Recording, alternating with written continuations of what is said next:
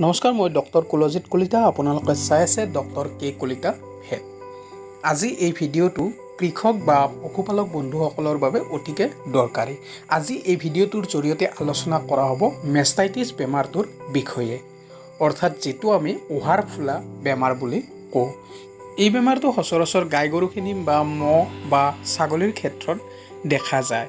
মেষ্টাইটিছ বা উহাৰ ফুলা বেমাৰটো হৈছে ইনফ্লামেশ্যন অফ মেমৰী পেৰেনকাইমা, অৰ্থাৎ যিখন উহাৰ আছে উহাৰত থকা পেৰেনকাইমাখিনি ইনফ্লামেশ্যন হয়, তাৰ ফলত এই মেষ্টাইটিছ বেমাৰটো বা উহাৰ ফুলা বেমাৰটোৰ সৃষ্টি হয়। আৰু এই বেমাৰটোৰ ফলতে আমাৰ যিখিনি পশুপালকসকল আছে, গাই গৰু পালন কৰে, তেওঁলোকে অৰ্থনৈতিকভাৱে লোকচানৰ সন্মুখীন হয়।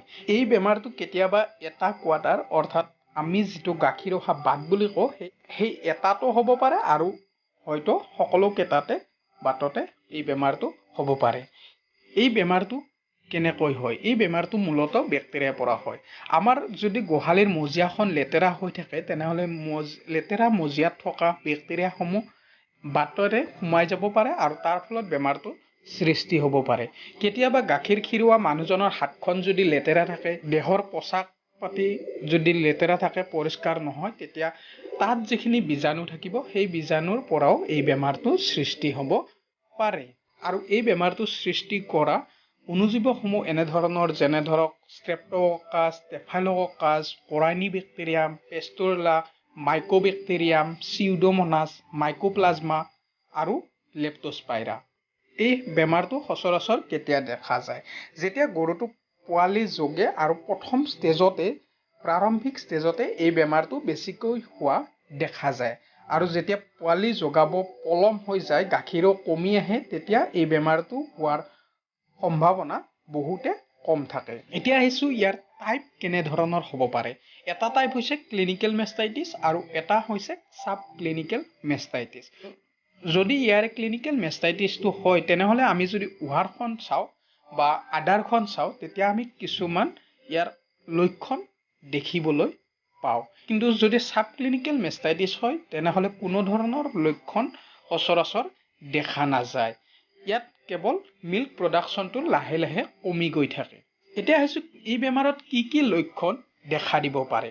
লক্ষণসমূহ এনেধৰণৰ: উহাৰখন গৰম হ'ব পাৰে, বিষ হ'ব পাৰে উহাৰত, তাৰপিছত আমাৰ যিটো গাখীৰ ফাটি যোৱা বুলি কয়, ফ্লেক্স পাব পাৰে, কেতিয়াবা ব্লাড আহিব পাৰে গাখীৰৰ লগত, কেতিয়াবা পুজ আহিব পাৰে, যিটো পাজ বুলি কোৱা হয়, গাখীৰৰ লগত আহিব পাৰে। গাখীৰৰ কালাৰটো সলনি হ'ব পাৰে, কেতিয়াবা পানীৰ নিচিনা হ'ব, কেতিয়াবা ব্লাডৰ নিচিনা হৈ যায়, কেতিয়াবা গোটেই উহাৰখন ফুলি ধৰে।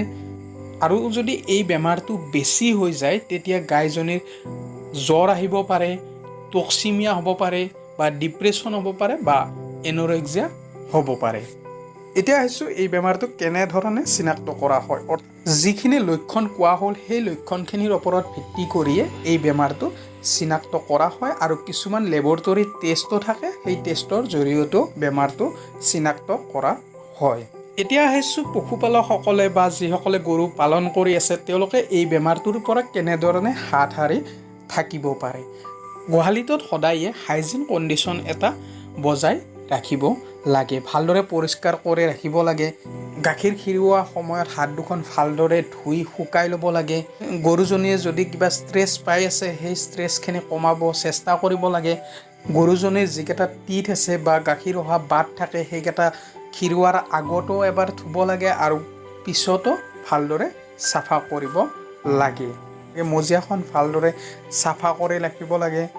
আৰু যদি গোহালি এটাত কম বয়সৰ গাই গৰু আছে আৰু বেছি বয়সৰ গাই গৰু আছে, তেতিয়াহ'লে প্ৰথমতে কম বয়সৰ গাই গৰুখিনি খীৰাব লাগে, তাৰ পাছত বেছি বয়সীয়াল গাই গৰুখিনি খীৰাব লাগে। যদি নতুন গাই গৰু গোহালিত লৈ অহা হয়, তেনেহ'লে সেই নতুন গাই গৰুৰ গাখীৰখিনি ছেপাৰেটলি খীৰাব লাগে, পৃথককৈ খীৰাব লাগে।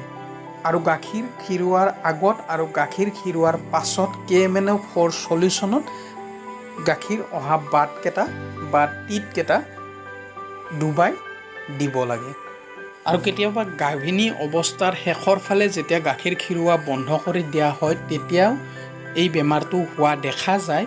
আৰু তাৰ পৰা পৰিত্ৰাণ পাবলৈ হ'লে আহাৰখনত কিছুমান মলম এই বেমাৰটো নোহোৱাৰ কাৰণে ব্যৱহাৰ কৰিব লাগে।